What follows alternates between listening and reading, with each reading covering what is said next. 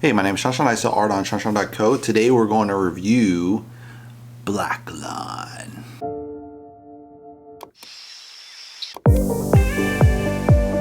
So this is a film by Mark Williams. Time is 1:44 minutes, so close to the hour and a half mark. I like. Actors are Liam Neeson as Travis Block. Aidan Quinn plays Gabriel Robinson. Taylor John Smith plays Dusty Crane. Emmy Raver-Lampman plays Mira Jones. And Claire Von Der Boom plays Amanda Block. So basically there's this kind of off the books FBI agent that works for the head of the FBI, and his job is to kind of roll back in agents that are kind of gone rogue and pull them back in before they get in too much trouble and resuscitate their career and let them, become good agents again versus rogue agents. And so he's trying to bring in this one guy, and then it turns out the guy gets shot and he's like, oh my God, what the hell is this? And then he dives a little bit under the covers of why this guy was going rogue, and it turns out he was connected to this politician that was recently murdered. And then it turns out there's a darker thing behind the surface of maybe the FBI is behind a lot of political killings, obviously crossing a big red line.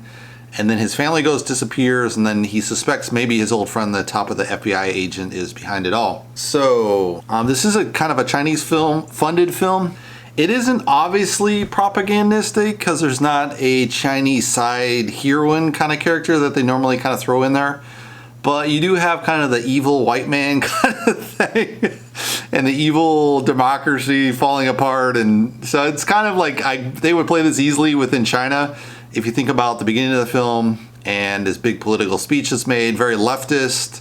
They're being killed off by the right, obviously, which is government agencies. So it's kind of interesting that a film funded by a CCP company it's kind of behind this, but it's not obvious propaganda, but it definitely fits within propaganda within China. Obviously within China there's only like 20 films shown a year, so they obviously kind of twist to that to try to get into that market because there's 1 billion people there and there's only 300 million people in the US and maybe 400 million in Europe. So the market size in China justifies kind of skewing toward what the CCP censors would approve of. So it's definitely sellable in China, but it kind of portrays a stereotypical European bad guy, right? The timing's very good. I like the hour and a half mark, and this movie really proves that you really don't need more than an hour and a half of film. A lot of films, they might go 2 hours and a half, and you're like, why is it so long?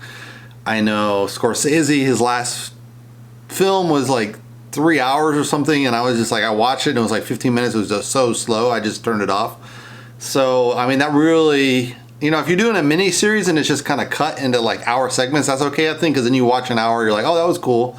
And then you might binge 5 hours, but you still have kind of nice hour segments. So, but in a cinema where it's like you have to go pee and you have to go to the bathroom and you have to get there and drive there, I think hour and a half works better. I don't know if they'll stick to that going forward because probably cinema is going to move more towards TV technology. In that case, it's going to be very fluid on what you can do on the time-wise. So maybe the hour and a half doesn't matter at all, but I think it's a really good measure. There's a little bit of, I don't know if they're plot holes, but I would just say inconsistencies in the story. With the effects, there's 2 big car chases. One car chase is, I think it's like a Charger, one of those big, I don't remember the car name, but it's like one of those huge, $70,000 Chevy sports cars, and it's chasing a dump truck and it's like sliding around corners and they can barely keep up with the garbage truck. You're like, dude, this thing would be driving behind it.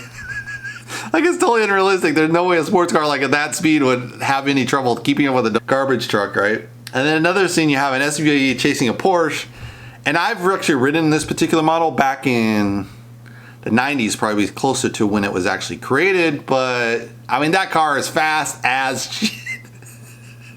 And they're saying the SUV would keep up with this car. Like, come on, man, this Porsche would have lost the SUV in 2 seconds. I mean, the guy is an average car driver. He's not really a sports car. He doesn't go on the weekend on the track or anything. So probably he would have not driven the car as hard as he could have. But I think he would have easily lost an SUV because an SUV is top heavy. So when it goes around the corner, it really has to slow down to take the corners.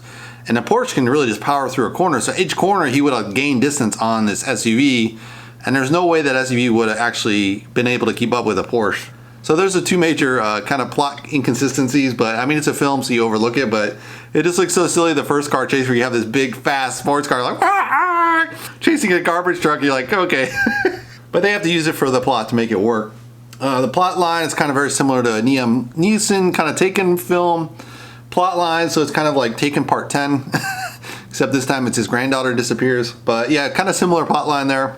But who doesn't like Liam Neeson in a revenge film? It's kind of funny too, as you see the news organization that's kind of investigating the story at another level. They're kind of stealing the story back and forth between different reporters, so that's kind of a fun thing. There's a wild hairstyle of the head journalist, who's kind of the main, outside of Liam Neeson, she'd be like the main character, but obviously supporting actress. She has kind of like a mohawk, but you know, Afro mohawk. It's kind of interesting because it's kind of subtle symbolism to, I don't know, maybe the Native Americans and how they are being harassed by the American militants, you know. That's maybe a bit of a spiel, but it kind of feels a little bit like that in a subtle way, because I mean, would you really have a mohawk at work? I mean, it just seems an unrealistic haircut that you would have at a news organization. I mean, nowadays they're more permissive, but I think you'd still have to have kind of a professional cut, and that haircut just doesn't seem professional. Obviously, Afro hair is fine, but having it put into a mohawk, I mean, even my hair in a mohawk, I don't think it'd be professional at all. And I don't think a journalist would have a mohawk. They might have short hair, they might have long hair, they might have natural curly hair, whatever. Maybe an afro maybe, but that hair just doesn't look professional, you know? But yeah, it's kind of like this really subtle twist of the Native American versus the evil whites kind of thing. So again, playing into a lot of stereotypes that probably China would find favorable. I mean, it's overall fun, overall film, quick see film. I think you'd see it once, maybe twice. I wouldn't buy it, but it's fun to see in the movie. If you got a date night, you just want to see some crazy action film. So I recommend it. If you'd like to see more, you can subscribe below. And I'll see you on the next movie review. Thanks for watching, guys.